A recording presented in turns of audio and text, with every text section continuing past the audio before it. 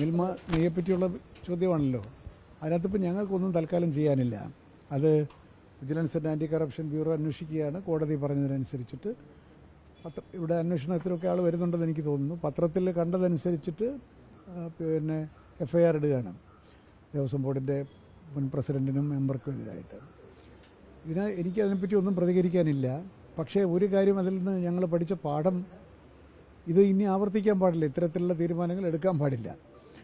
അതുകൊണ്ട് ഈ ശബരിമല വഴിപാടിന് വേണ്ടി വാങ്ങുന്ന എല്ലാ സാധനങ്ങളുടെയും പ്രൊക്യൂർമെൻറ്റിൽ അങ്ങേയറ്റത്തെ സുതാര്യതയും ജാഗ്രതയും പുലർത്തുക എന്നുള്ളതാണ് ഇപ്പോഴത്തെ നമ്മുടെ തീരുമാനം. ഇന്നത്തെ പത്രത്തിൽ തന്നെ നമ്മളത് വളരെ വ്യക്തമായിട്ട് കൊടുത്തിട്ടുണ്ട്. 24 ഐറ്റംസ് നമ്മൾ ഓപ്പൺ ടെൻഡറിലേക്ക് പോവാണ്.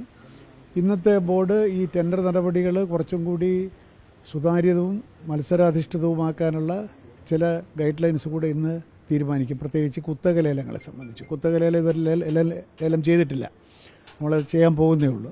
അപ്പോൾ അതിന് ഇന്നത്തെ ബോർഡിലെ പ്രധാന ഒരു തീരുമാനം ആ ഗൈഡ് ലൈൻസാണ്. എങ്ങനെ കുത്തക ലേലത്തിലും ഇതുപോലെ തന്നെ ആക്ഷേപങ്ങളൊക്കെ പണ്ടും ഉണ്ടായിട്ടുണ്ട്. ഏതായാലും ഈ ശർക്കര, നെയ്യ്, പിന്നെ ജീരകം, ചുക്ക് തുടങ്ങി ഒരുപാട് സാധനങ്ങൾ വാങ്ങുന്നുണ്ടല്ലോ. ഇന്നത്തെ പത്രത്തിൽ ഞാൻ പരസ്യമുണ്ട്, 24 ഐറ്റംസ് വാങ്ങും.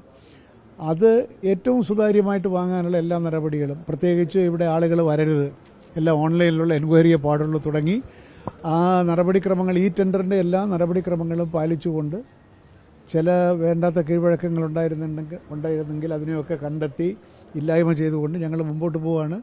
ഇത്തരം കാര്യങ്ങളിൽ ഇന്ന് സമൂഹം ആഗ്രഹിക്കുന്ന വലിയ ജാഗ്രത ഇപ്രാവശ്യം ശബരിമല നടത്തിപ്പിൽ ബോർഡിൻ്റെ ഭാഗത്തു നിന്നുണ്ടാവുമെന്ന് ഉള്ള ഒരു അഷുറൻസ് തരാൻ മാത്രമേ ഈ സന്ദർഭം എനിക്ക് ഉള്ളൂ.